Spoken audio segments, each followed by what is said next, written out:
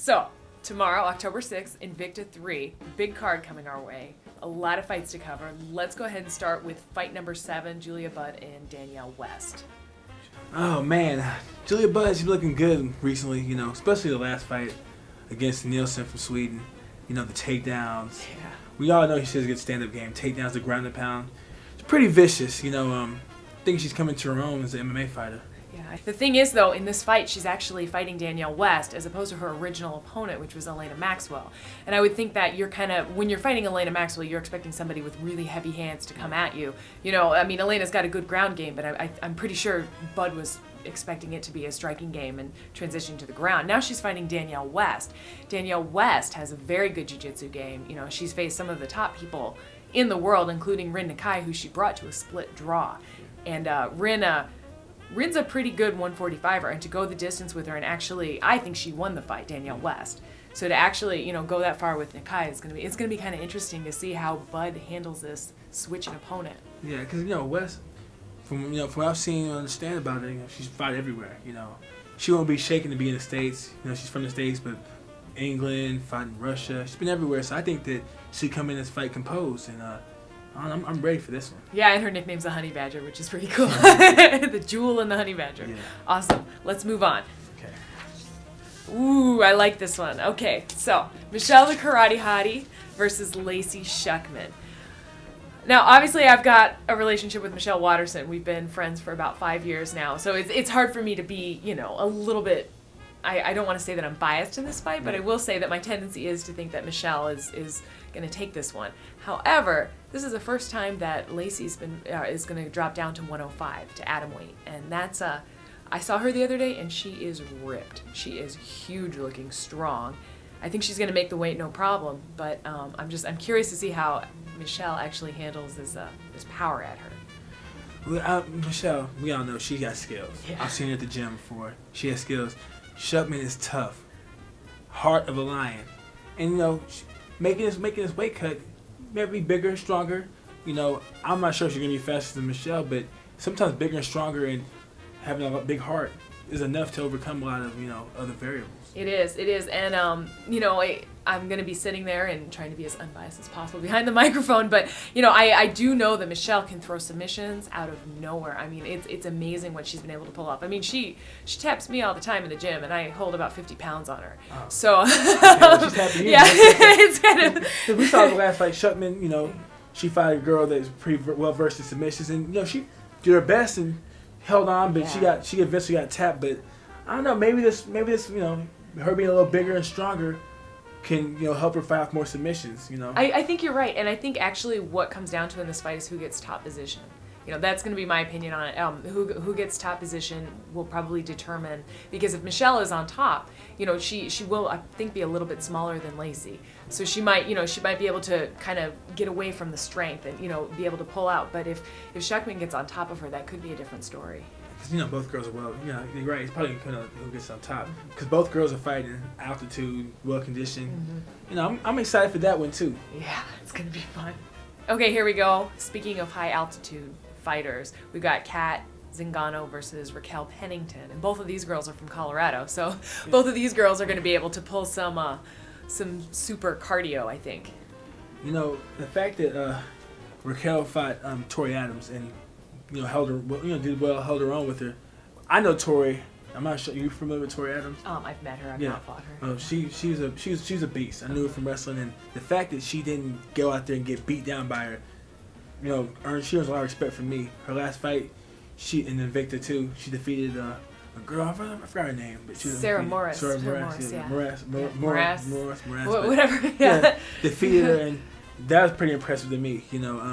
Kat. I know it's Kat Albert, but I guess it's Kat Zingano now. Mm-hmm. I've heard a lot of stuff about her. We haven't had a chance to watch her fight, but I know from everybody I'm hearing she's a real deal. I knew her from wrestling, and she was good wrestling. I have actually had the opportunity to see her fight and to train with her before, and she is a beast. She actually spent some time in Thailand training a few months ago, and she spent months out there, took some fights in Thailand, traditional Thai fights, and she's going to be bringing definitely a a huge, more developed skill set to the table, I think. Now, I guess, I don't know, like, just watching Pennington's last fight and watching Kat's last fight, Kat's opponents have been, super high level as well. Yeah. And Kat also, her husband is also her trainer, Mauricio Zingano, who has a very excellent jiu-jitsu game. Yeah. So I think that she's been able to take that wrestling and transition to a submission game very successfully. She's a good Muay Thai coach in Sac Mongol. Yeah, who's a legend. Amazing. Yeah, so, yeah. Man, right now from Wade, you have me thinking that this might be a mismatch. I'm hoping it's not. But, we all know Pennington's tough, but, Zingano might be the next She big might thing. be. And then there's one thing to factor into this, though. She was preparing for a different opponent and for a fight in Strikeforce. She was originally supposed to fight Amanda Nunes. So we have to see how that plays into her mentality. Can you take that aggression that was channeled for, another fighter, and I think for a week previously, about that was for, a week previously, and bring it to the table. Yeah. That change of opponent can mess with your head, for sure. Oh, this one's gonna be, for me, this is a personal favorite. Tara LaRosa and Vanessa Porto are fighting at 125 pounds. Tara LaRosa she's one of the fighters that actually inspired me to become a fighter. When I watched her fight with the Hook and Shoot Revolution DVD in 2001, I saw that and I was like, I want to be a fighter. She's amazing. She's amazing not just because of her skill set, but because she has not quit in all of the amazing things that have happened for other female fighters in the sport, and yet somehow it's kind of eclipsed her. Yeah. She's got a wonderful record, 21-2, and yet somehow she's never achieved that super stardom that other female fighters have done, despite beating high-level opponents constantly. But she's fighting Vanessa Porto, and Vanessa Porto is actually pretty much the Brazilian equivalent of her in that. Never reached super stardom. Yeah. Such a good fighter. Very aggressive. Pit bull. Mm-hmm. A pit bull. LaRosa, man, she's been around for a while. She's been doing big things for a while. I'm hoping that Invicta will give her the platform to where she can get the recognition she deserves. And she's fighting a good person, a good fighter as well in Porto, where she looks impressive beating Porto. Maybe it can catapult her into the limelight. Yeah, and I think that they are going to be establishing a flyweight title. And hopefully we'll see, maybe the winner of this bout and the winner of the Honek Daly bout. Maybe these are going to be contenders for the 125 female title. But quick question, wasn't LaRosa used at 135? Yes, LaRosa fought at 135 for the majority of her career. She made a switch to 125, which I think was a healthy switch for her because she's a very, very small 35er. So, we'll see how successful that is. I mean, I think she made the switch 2 or 3 years ago, but because the talent pool at 135 is the one that's always been focused on, I think she remained in that division for probably longer than she should have. I hope that the weight cut isn't too hard on her because, sometimes you might be small, but that weight cut can still get you. That's absolutely true. So. Yeah. And this will actually be Porto's first time fighting at 125 in Invicta, which, watching her previous fight against Sarah DeLeilo, I thought she was a 25er. Yeah, just the size difference. There's a big size difference. Yeah. She fought a monster. Yeah, she fought a monster. That's right. Sweet. So we are moving on to Barb Honchak and Ashleen the Bash Daly, the little warrior and the Bash. Now, Barb Honchak last time was incredibly impressive to me. I like to call her a sniper. I think she is just cold-blooded, goes out there, executes her game plan perfectly, does exactly what she wants to do, and controls herself within the fight just beautifully. But Ashleen Daly is one of those fighters who's overcome huge odds. Being a female fighter in Ireland can't be that easy. Going all over the world in training, and actually has a very, very impressive record. Well, with Honchak, the fact that she submitted Roxanne Modafferi, that's impressive to me because Roxanne, she's a tough girl. Yeah. She's a vet. She's fight everywhere. You don't really finish her. You can go out there and beat her, but she's hard to finish. She's been finished a few times by big name opponents, but just the fact that she submitted Roxanne's impressive to me. Yeah, very impressive. As far as Daly, I know she's young, well traveled. We don't know much about her. She fought Rossi Sexton, and Rossi's tough little girl. Very tough, and that went to a decision. I think that was one of those fights of the year kind of candidates. I think it was amazing. She also has a victory over Jessica Ai, who is an extremely good fighter, and I think that's actually Jessica's only loss. Well, her victory over Rossi, was it a hometown decision or was it legit? Yeah, I don't know. I think it was legit. I think there were a lot of transitions happening on the ground. A lot of exciting things like one person going to a submission to another person, just back and forth. And I think that Ashleen showed a lot of heart in that fight, getting out of a lot of things that normally would have caught other people. Ooh. Oh man, we got the gangster versus the peacemaker. Oh my goodness. Ain't no peace in this. The No, rematch. This is the rematch of the year, man. God, I mean, I don't even know what to say about this. Caitlin Young versus Leslie Smith. Both of these women are just phenomenal fighters. And, you know, they're the people who, when they say don't let records deceive you, that's exactly what it is. Each of them almost have a 50-50 record, but each of them brings so much talent and so much aggression to every fight. This is the one, you know, everybody will be on the edge of their seat for this fight. This is going to be power versus volume. Mm-hmm. We have power in the gangster, you know, Mrs. Young, very powerful. As a matter of fact, the last fight when she fought Carmouche, she was handling Carmouche. Yeah. First round, destroying her. Beat down. Yeah, I was expecting Carmouche to go out on some of those strikes. Me too, but Carmouche she's an animal herself. Yeah. You know. And then we got Smith, who I call Baby Diaz, the peacemaker. Yeah, because she throws and throws and throws and throws and throws and throws. Her offense is pretty much her defense. Mm-hmm. She throws and she fights like a Diaz brother. Yeah, she does, and I mean she trains with Cesar Gracie team, so you know it makes sense. I think that honestly, both of these women from their previous fight with each other have made huge improvements in their game. And I think that, I was speaking with Smith and she said that she's put a real emphasis on strength and conditioning this camp. You know, even before she knew she was facing Caitlin Young. Yeah. So I think that that's going to bring her power level up. And so maybe some of those heavy volume strikes are actually going to be power strikes as well. And with Young, I don't know, like she has just continued to improve and improve. I know that she fell short against Carmouche, but her takedown defense actually improved a lot in that fight. A lot. And I think that she's taken the lesson. She said she's not just training now at the one gym. She's going around to other gyms and improving her game in all areas. And I think we're just going to see version 2.0 of an epic battle. Because that first one was fight of the year. Oh, yeah, for sure. No doubt. Fight of the year, you know, I put it in all sports. Even boxing, kickboxing, that was my fight of the year right there. Yeah, I actually completely agree with you. I'm hoping they can outdo it, but, you know, if they outdo the first one, then someone's going to die in that cage. You know, and I don't want that to happen. So, you know. Yeah, I don't want anybody to die. But I will say that what's really, really cool about both of these women is their determination to improve is going to be shown. I mean, they actually, both of them want to finish so badly in this fight because don't leave it up to the hands of the judges or it'll be a draw. But I think that both of them are going to try so hard in every single second of this fight to finish. And I'm really pumped for it. As a matter of fact, I might just not even try to score this. Yeah, I'm with you. I might just sit back and watch the fan, let Mauro do all the talking, exactly. and then just enjoy it. Get some popcorn. You're like, woo! We'll be in the background. We'll be like, go ahead, Mauro. Yeah. You do it. You do the work. That's awesome. That's going to be an awesome fight. And we are moving on to the Queen of Spades versus the Monster. Shayna Basler versus Sarah the Monster DeLeilo. What are your thoughts on this one? Man, okay. I'm going to be frank and I'm going to be honest out there. Basler has impressed me 3,000%. Because I was expecting Sarah McMahon to go out there and just do an and one mixtape MMA highlight reel on her, and that did not happen. No. You know, I was like, whoa, it was a very close fight. You know, it's controversial to a sense, but you know what? Both their stocks went up because it's an entertaining fight.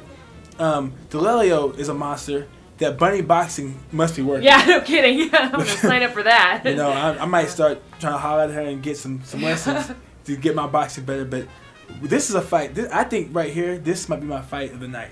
I think that's not a bad assumption to make. Shayna Basler, like you said, impressive. Like what she did with her game plan against Sarah McMahon, like she sensed that McMahon was overcommitting on her punches and she would just hook out, capture that angle and just rattle off combinations. I just thought it was wonderful. I really was impressed by her in that fight. And DeLeilo has, she's working with Miriam Nakamoto. I hope I pronounced that the right way. Gosh, if I didn't, I apologize, Miriam. But she's a really, really phenomenal Muay Thai kickboxer, and she's one of her training partners. And she is, I mean, to spar somebody that high level, that's got to improve your striking. And that's where I think DeLeilo actually, even though she did very well against Porto, I think her striking was the area she could have improved the most in.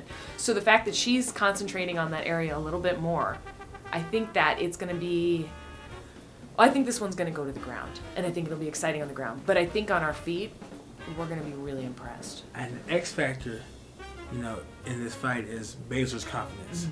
Because, when Basler fought McMahon, she wasn't intimidated at all. Most people, me, if I was a female and I was wearing wearing heels, long hair, I would have been intimidated by Sarah McMahon because she's a beast. I've seen what she can do. But Basler went out there like she was not intimidated whatsoever, didn't take a step back, and was out there fighting, and I think that's the X factor she carries, her confidence and her belief in her skills. I think that's absolutely right. And what's awesome about that is also just she's the queen of spades. It's the monster. These girls are so good at branding themselves now. They're so good at bringing this higher personality to the cage that we can't help but be fans now. Like it's impossible not to love it. I feel like I'm watching Godzilla versus Mechagodzilla. Yeah, exactly. Awesome. Okay, so the 105 title. This is the inaugural atomweight title. The first title that actually is going to happen with InvictaFC Championships. What do you think? What are your thoughts on this one? Well, my thoughts, first of all, I saw the belt. I'm jealous. I might go ahead and while those girls are fighting, take the belt. Take the belt and run away. I know. I might fight you for it, actually. I really like that belt. Don't head kick me. Okay, no head kick, no wrestling. But no, for this fight, Panay is so well rounded. Like she's gonna be hard to beat. She has the length, she has the athleticism, aggressive. Comes from a great camp out there at Lake Forest, California, with Mark Munoz, the Rain Training Center. Man, she's gonna be tough to beat. Her last fight, she's just so dominant. Oh, she looked amazing in her last fight. Yeah, and we're really talking about number 1 in the world versus number 2 in the world. Amazing matchmaking on this one. But Sugiyama she's an undefeated record. She's bringing a lot of experience in terms of she fought 2 times in one night. She's bringing some real grappling, real ground experience to the table. However, they don't let you punch to the face on the ground in Jules. So it's a great organization, and it's a really good way, for these female fighters in Japan to get their experience. But with that rule change, that might be a struggle for her, especially with somebody with those vicious elbows like Jessica. Yeah, vicious ground and pound. And here's the thing, Sugiyama has a real unorthodox style, and that could possibly throw Panay off. But my issue with that is, if you're real solid, the unorthodox stuff will not bother you. So, hopefully Sugiyama can find a way to get in her head, throw her off, keep her timing, keep her guessing, and maybe do some damage to keep her number 1 ranking. Yeah, and you know what? I think that it's her grittiness and her toughness that is going to be really the thing that could frustrate Panay the most. Because I think, Jessica, she's almost beautiful with the way she transitions from this thing to the next. And if she fights somebody who makes it a little bit more ugly and just grits it out and takes a bunch of shots and finds her opening, she could be in some trouble. So what you're saying is this fight can be billed as beautiful technique versus grit. I don't want to say it's a nationalistic thing, but we know Japanese fighters can take a beating and come back at the end. We know it. We've seen it time and time again. So, I'm just saying this could be a really, really interesting fight. It could be like a real life Rocky moment. Yeah, it could be. Could be like a Misha Tate grabbing the armbar at the end after almost getting knocked out kind of fight. Anyway, I'm super excited for tomorrow night. I don't know what people would do besides watch this fight. There's no other fights on television that, As a matter of fact, InvictaFC.com. Yeah. It's free, stream free. Yeah. Hopefully they got a good computer. Yeah. Get that Mac or Toshiba's terrible because I have one, but get that Mac. Fire it up and then fire it up. Watch the fights, and I think it would be a great date night if some guy took me home to a computer and said, "Hey, watch this female fight card." I'd be all about it. I'm just saying. Just make sure that guy can actually fight back. If you pick up some new techniques from that, he might be in some trouble. Let's practice. Cool. Hey, thanks for doing this with me. I appreciate it. That's no problem. Yeah. Thanks for having me here. Yeah, this is awesome.